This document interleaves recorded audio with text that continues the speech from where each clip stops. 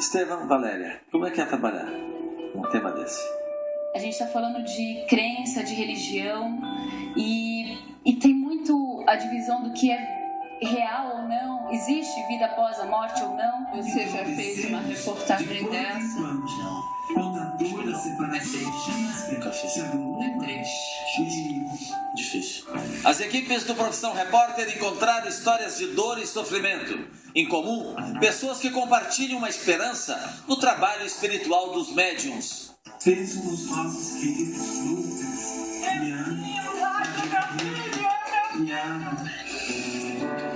As cartas psicografadas.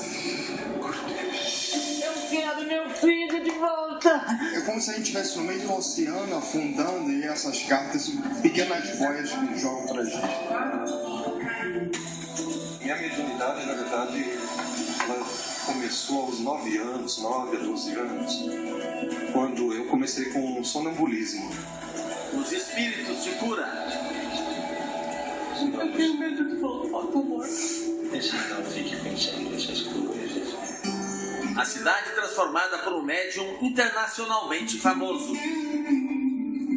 Filho que quiser ser operário visível, é só subir aqui. Uau. É uma tesoura. Sim, dentro da mente da pessoa. Mas a tem sensação que você tem é que não dói nada vendo a imagem. Você vai fazer uma pergunta, você vai. Não mais que isso. Bastidores da notícia, os desafios da reportagem. Agora no Profissão Repórter.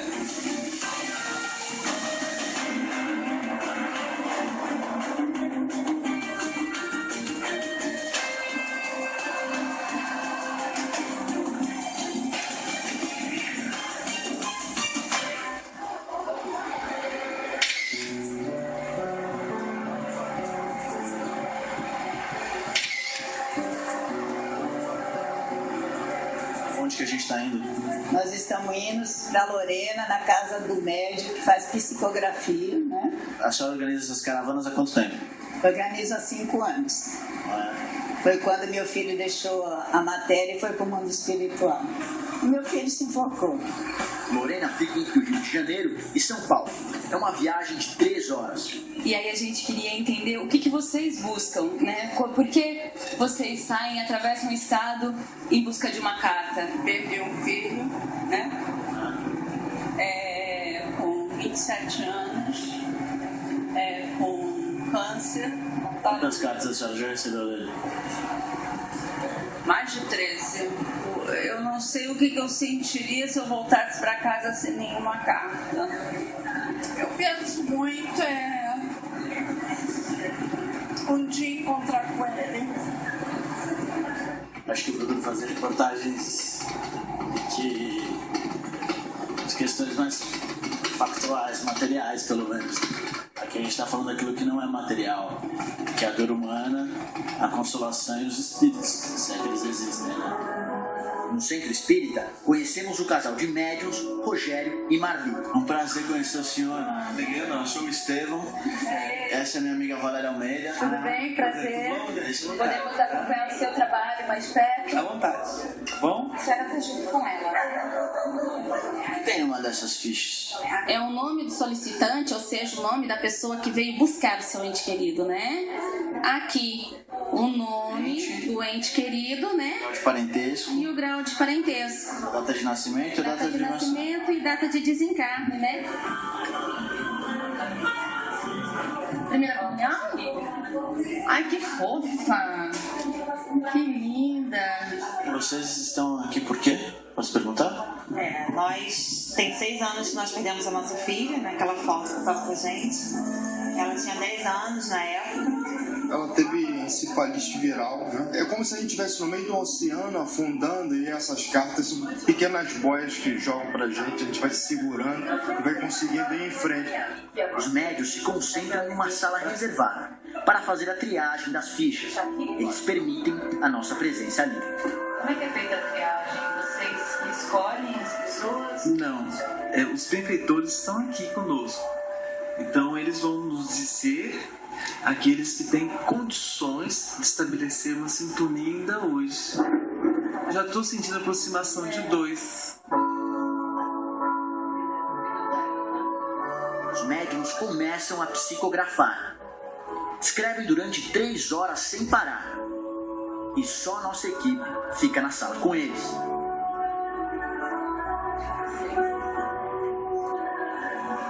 Os médiuns estão indo agora à mesa fazer a psicografia em público.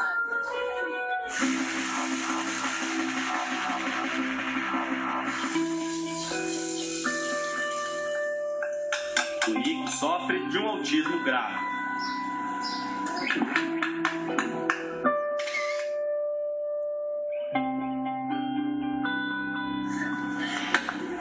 Deixa eu pegar minha bolsa, pô. Nossa, que menino forte.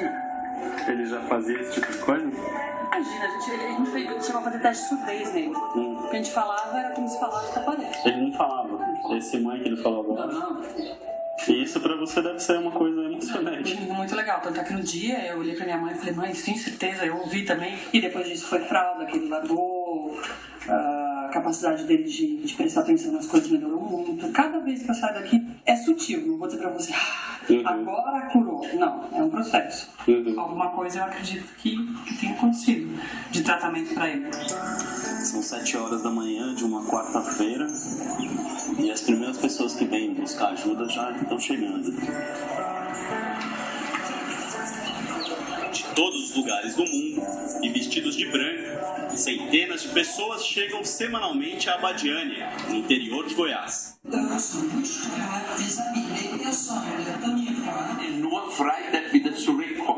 Quase todos desenganados pela medicina tradicional, em busca de uma última ajuda. Quem promove tamanha esperança é o médium João de Deus.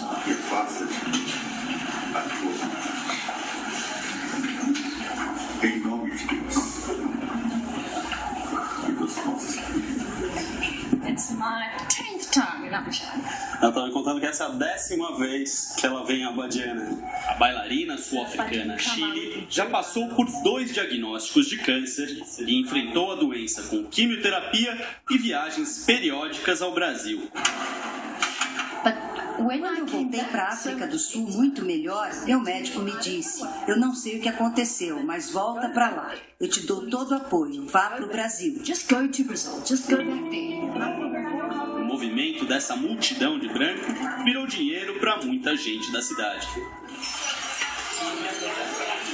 Ô Samuel, como que o senhor faz quando aparece aí um gringo, um estrangeiro, quer comprar alguma coisa? Como é que faz?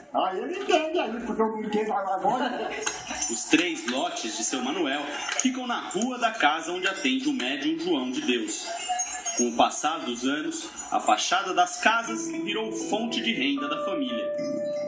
Há 8 anos, um acidente colocou seu Manuel em uma cadeira de rodas. Ele procurou ajuda a poucos metros de casa, o médium João de Deus. Já eu mesmo fui pra lá na cadeira de roda. E vim caminhando sozinho, sei que ele teve uma coisa até boa, né?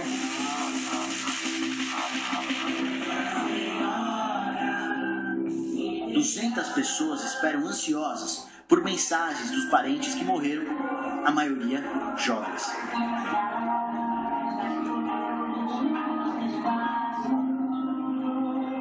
Eles acabaram agora de psicografar e vão começar a ler as cartas. Eles avisam, estou agora com o espírito da menina? Não. E essa carta como é que é? Ele vai escutando, ele diz que vai escutando. E depois como é que ele diz essa carta do Ele Ana não Maria diz, do ele João? começa a ler, as famílias é que identificam quem Você vai ver como é que funciona. funciona. Você vai ver. Agora. Carol, minha irmãzinha amada, olha lá, hein? Nada de desistir ou pensar em cansaço ou desânimo quanto ao vestibular. Eu já sei que vou ter uma irmã médica. Esse é o seu sonho e você vai Tiago, tinha uma menina que todos se recordam de saudades. Nosso queridíssimo, 10 tiros, 10 botões de rosa. Essa mãe perdeu um filho assassinado com 10 tiros. Ele era policial. Frente de dores e sofrimentos, e fomos exemplos de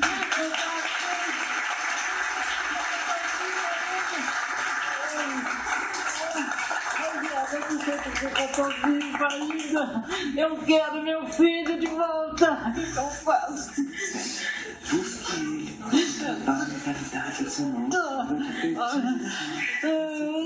Rogério, tá. Mas obrigado, meu irmão. A Jesus abençoe. Você tá me chamando, né? Ela tá passando muito mal, tá muito abalada. Os assessores do médium não podem ter feito uma entrevista com essa mãe antes da sessão? Eu perguntei isso. E aí? Não, isso não aconteceu o segundo ano.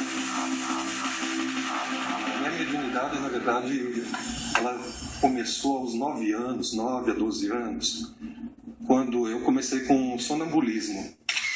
Depois eu tive algumas vidências, né? E depois a incorporação. Na doutrina espírita, eles dizem que os mentores são aqueles espíritos de luz que vêm para fazer com que a pessoa que incorpora evolua espiritualmente. O primeiro contato do Edson com o mentor, o espírito que ele diz incorporar, foi no consultório de dentista. Quando eu atuava, né, no paciente, eu vi a presença dos médicos atuando também no meu paciente, né? Que médicos? Olha, até aí eu não conhecia, né? Depois que eu vi saber que é a equipe de Dr. Hans, né? Dr. Hans é a esperança de cura para centenas de pessoas que visitam esse centro espírita em São Caetano do Sul, na Grande São Paulo. Já tem muita gente aqui dentro, mas a fila ela não para de crescer.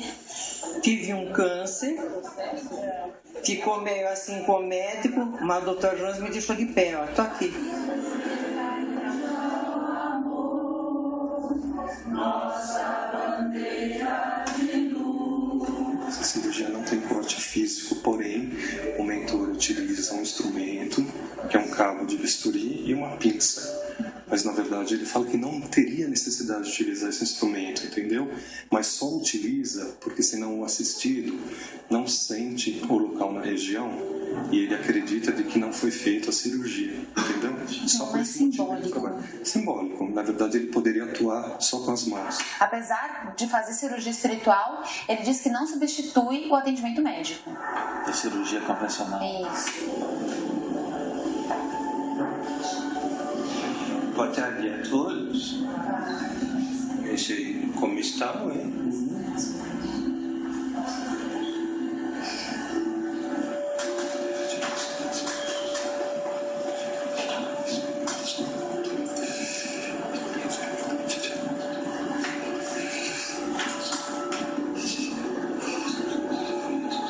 Sentiu alguma coisa durante a cirurgia? Não, é mais a emoção mesmo. O que trouxe a senhora aqui? A fé. A fé.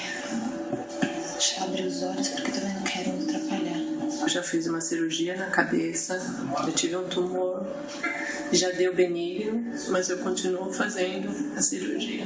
Sandra é operada pelo Dr. Hans há 4 anos. Eu tenho medo de voltar ao tumor. Não fique pensando nessas coisas, coloque em ação esse amor, viu? Esse não só se da boca para fora. O médium não cobra pelas cirurgias espirituais. O centro é mantido com doações e com a venda de lanches feitos pela mãe dele. O pai ajuda no caixa. Alguém tinha que ajudar, tinha que arregaçar as mangas e trabalhar. O que o senhor pode nos dizer em relação à sua vida passada? Se não gostaria de falar essa vida passada, para quê? No que isso ajudaria? Não contribuiria com nada? O que importa é ser o presente, aquilo que estamos realizando, e você compreende? Depois de atender cerca de 200 pessoas, o médium volta a ser apenas Edson. Você perde totalmente a consciência ou você se lembra, por exemplo, das nossas conversas? Eu não sou médium inconsciente, eu sou a maioria das vezes consciente, ou semiconsciente, tem hora que eu sumo um pouquinho, volto. Como é que ele decide se transformar novamente? Ele diz que é o momento em que ele está disposto e o espírito ao mesmo tempo também está disposto. O Dr. Hans me deixa bem assim tranquilo, porque eu acredito que eu tenho assim muita afinidade com ele. E ele conhece, na verdade, o que habita dentro de mim. Aí, eu fiquei pensando, poxa, existem vários médiuns que incorporam, que dizem incorporar o espírito de Hans. Será que é o mesmo espírito? Então eu parti para uma investigação. Okay. E acabei encontrando aí outros médiuns que também incorporam o espírito de Hans.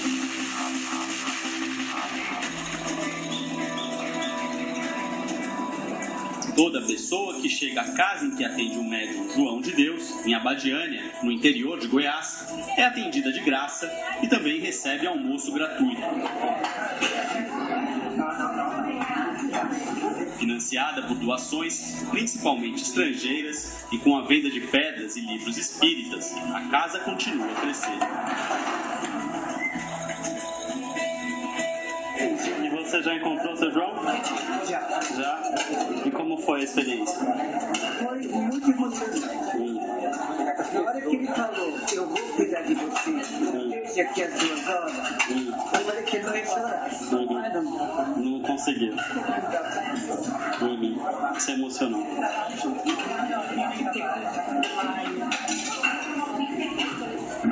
João de Deus atende dentro de uma sala que não temos acesso, mas em algumas ocasiões aparece nesse palco para fazer intervenções visíveis. O filho que quiser ser operado visível é só subir aqui. Na frente dos visitantes, faz cortes com bisturi, tesoura cirúrgica e até faca de cozinha. Ali, novamente, tem um corte nas costas, sangra muito.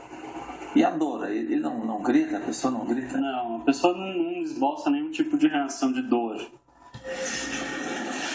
Nas intervenções visíveis, não há anestesia nem nenhum tipo de asepsia especial. Os cortes não parecem profundos e são fechados pelo próprio João de Deus. Tem um médico para olhar? Aqui cena aberta. Transmite para o filho o que você viu. É uma médica. Pode carregar. Ele não dá conta de andar. Tá feito esse serviço. Ela viu que a entidade removeu alguma coisa dos olhos dessa pessoa. O que acontece é que a gente não tem acesso à sala de recuperação e às pessoas que foram operadas. Eles não nos permitiram gravar com essas... É fundamental, né? Seria? Pode carregar. Essa sala, teoricamente, essa pessoa passa 3 dias. Ali, internado? Internado.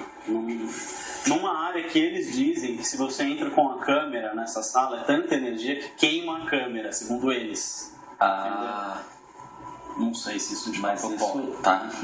Vai ser importante essa informação. Mas a maioria das operações é feita apenas com o toque da mão. Deixa eu receber o problema.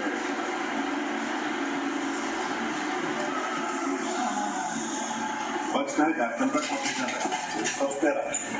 Vamos então, nesse momento, entender que todos que estiverem fazendo tratamento aqui precisam continuar com seus tratamentos médicos. Você já fez uma reportagem dessa? Não. Quando a dor da separação Nunca fiz. É triste. Difícil. A tristeza de Angelina é consolada quando a Marli começa a ler uma das cartas. Mãe, cadê seu sorriso bonito? Cadê, mãe? O sorriso do seu Fernando, ou seja, do Nando de todos. Seu semblante está triste, abatido, e seu estado de tristeza me preocupa. Mãe, não pense de novo em tirar a própria vida. Eu sei que a saudade dói demais, mas quando for assim, feche os seus olhos, recorde-se do meu sorriso. Beijos, do sempre seu, Fernando da Silva Lima de Oliveira. O que é impressionante é que ninguém acha, ninguém Não confunde, não confunde a carta. Ninguém briga pela mesma carta. Isso que eu ia perguntar. Não tem, Não tem 3 chorando ao mesmo tempo? As pessoas choram pela dor do outro, mas ninguém levanta a mão e fala, meu filho, não. Não existe nenhum momento, pelo tempo que a gente estava lá nessa sessão de psicografia, em que as pessoas, as duas se levantam e digam, não é meu filho. Quando começa Você observou isso? Eu observei. Marli lê outra carta de um filho para os pais. Vim, mãe, para dizer à senhora que não se sinta culpada pelo que me houve. O infarto que me transferiu para cá não ocorreu por conta de nossa triste discussão. Ele aconteceu, mãe, porque nós sabemos que a diabetes nos traz muitas complicações. E eu, mãe, não me cuidei da forma como precisava. Pai, seja forte e paciente com minha mãe. Ela precisa do Senhor. Fiquem com Deus. Sempre de vocês. Agnaldo Arigoni Júnior. Agnaldo tinha morrido fazia 3 meses, só com 20 anos. Essa é a primeira mensagem que os pais recebem. Essa aqui. Essa aqui é a assinatura dele. É a assinatura dele. E realmente é a assinatura que ele tem no RG dele. A assinatura da carta é bem parecida com a do documento de identidade.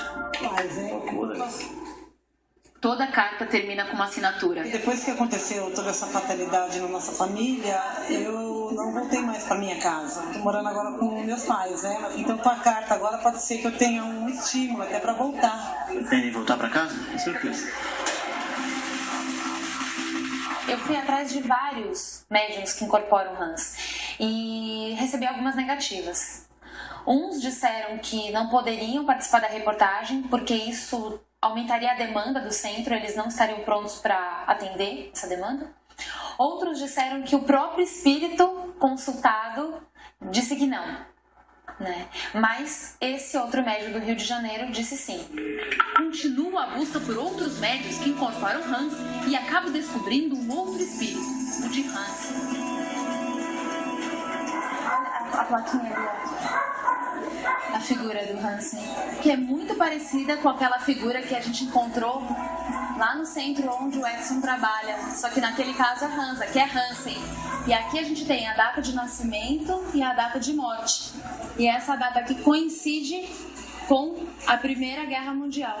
É uma mistura, né? Vai misturando. No salão, algumas pessoas nos procuraram para contar histórias de cura. Meu filho, quando tinha 20 anos, ficou sem enxergar. Ficou por quase 2 anos. E veio fazendo tratamento, ele voltou a enxergar. Esse é o médico incorpóreo. Agora eu vou começar a preparação.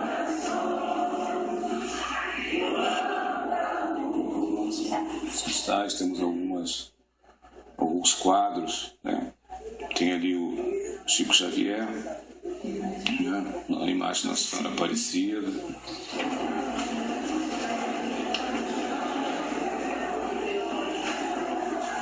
Aí, mais uma incorporação. Bom dia, doutor. Bom dia, doutor. O que é isso? Esse é o pessoal da TV que vieram filmar. TV? Televisão. Para o senhor. Televisão? Eles estão pedindo permissão. Imagens? Isso. Brasileiros? Sim. Não são americanos? Não. Espiões? Não são, aquele alemão, né? Não, doutor. Não são subversivos? Não, doutor. Qual o seu nome? Eliane. O meu é Hansen. Dr. Hansen, eu conheci alguns médiums brasileiros que incorporam o espírito de Hans. Hansen. É o mesmo espírito? Hans e Hansen é o mesmo? Filho, no Brasil eu estou em 3 lugares. Rio de Janeiro, Uberlândia. O que falou? Não é Maranhão, não é de cima? Maranhão. É o nome desse atrapalhado, assim. Outros se dizem estar comigo. Não. Eu vou mostrar para o senhor a foto. Foto? É uma pintura de Hans. Ele é esse. Isso. É muito parecido, não? Ele está ali. É o mesmo? Não é meu rosto não, filha. Às vezes confundem Hansen com Reins. Reins, Hansen. Jesus é único. Deus é único. Dá meu faca, meu tesouro. Já tá chegando. Pedi pra pegar. Tá demorando primeiro? Por quê? Traga o filho para aí. Tá vendo já. Esta senhora praticamente não andava. Cabeça de fêmur, direita à esquerda, artérias femorais. Dr. Hansen, qual foi a circunstância da sua morte? A minha morte. Eu prefiro não comentar. Foi muito desagradável. Mas foi em qual guerra? Primeira ou segunda? Na Segunda Guerra. É porque eu vi tava como data de morte 1917, que na primeira ali no quadrinho. Tá errado o quadrinho, então? Não.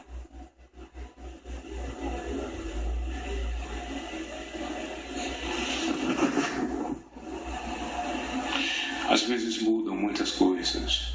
Tá doendo, filha? Não. Não dói. Deus abençoe.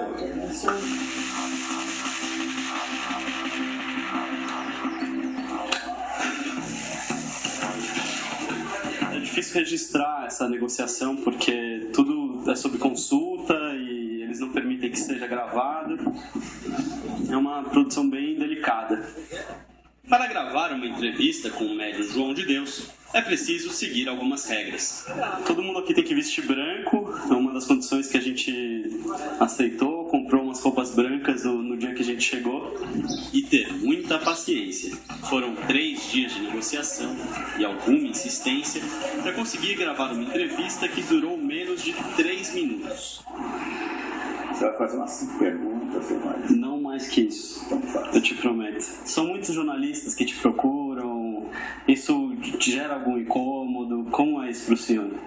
Para mim, o jornalista, já você esteve que você está para que todo jornalista, para mim, faz parte da minha vida. Foi o que me fez abertura para outros países. Espíritos que são de 1000 anos antes de Cristo, como o rei Salomão, né? Como é receber esse tipo de entidade? O senhor fica com algum registro? Como é isso para o senhor? Eu sou inconsciente, eu faço dormir. Isso não fica nada de registro. Entendi. O senhor me contaria um pouquinho, muito brevemente, a sua história, assim, de onde o senhor veio? Eu sou de uma cidade do interior. Sou alfaiate. E tenho essa missão já há 60 anos. Agora eu senti falta de uma pergunta mais contundente ou explicasse um detalhe de como ele usa faca, como usa tesoura, não são instrumentos usados pelos médicos. Certo, muito obrigado por me receber e pelo seu trabalho. É um prazer te conhecer. Muito obrigado. Agora, ali, estava vendo, você que encerrou a entrevista e não ele. Você estava bem constrangido, certo? Você acha ou não? Eu tava. Teve uma outra coisa que eu acho que também não entra na edição, mas ele veio com uma conversa anterior a isso que meu pai tava com problema e que... Essa questão do meu pai me pegou um pouco, sim, mas depois ficou explicado que meu pai tava num período de muito trabalho, era estresse e tal, enfim, segundo ele. E de fato meu pai tava num período... O João? Segundo o próprio João. Mas isso te abalou? Lógico. Fiquei preocupado, né? Porque ele é um cara... Na verdade, Não, em alguma medida sim, né? Não, mas assim, é muito interessante, na verdade, o processo. Tem muitas coisas que eu não registrei que foram, assim, incríveis de assistir. Eu vi ele virando para uma pessoa e falar: filho, no seu caso eu sinto muito, na fila, de encostar no carro, e falar: eu não tenho o que fazer. E a pessoa desabar, assim, entendeu? Caramba. Então, são as coisas incríveis. As duas assim. coisas. Ele faz as duas coisas. Você tem isso gravado? Não. Você vai ver ainda hoje a volta para casa depois da perda do filho.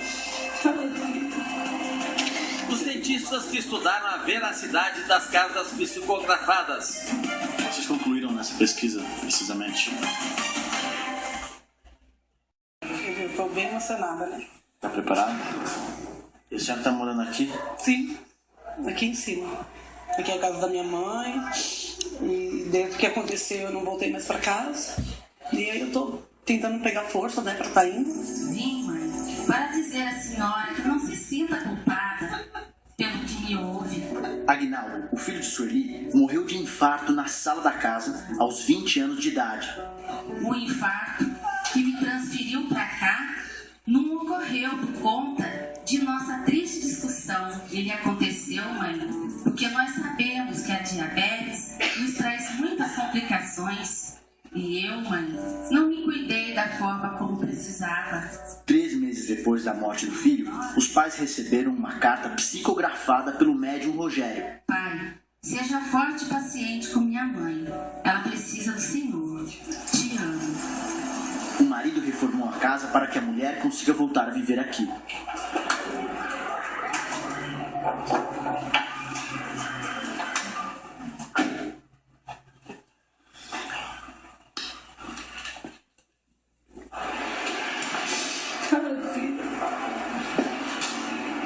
Saudade. Tá diferente. Eu vou voltar sim pra casa, eu vou voltar e aprender a conviver sem o Júlio. Tô com saudade. É o que todo mundo fala, né? Chorar. E não de tristeza. Não mais. Mas agora eu choro de saudade. É muito emocionante. De lembrar da vida que a gente teve, das alegrias que a gente teve muito aqui dentro. E agora essa alegria vai ter que manter, mas sem a presença do Júnior. Ele era muito marcante, né? Ele chegava chegando, né, filho? Tá bem bonito. Deu trabalho. Tá dando trabalho, mas se Deus quiser vai dar tudo certo. Vai. Aqui é o quarto dele. Pra casa. Eu vou voltar, filho. Eu vou voltar. Eu acho que vai ser uma vitória nossa. Mas é uma vitória, né? Minha da minha filha, muito, né? Não pelo local onde eu estava, né? Mas a gente é nossa casa, então nada melhor do que o nosso lar, né?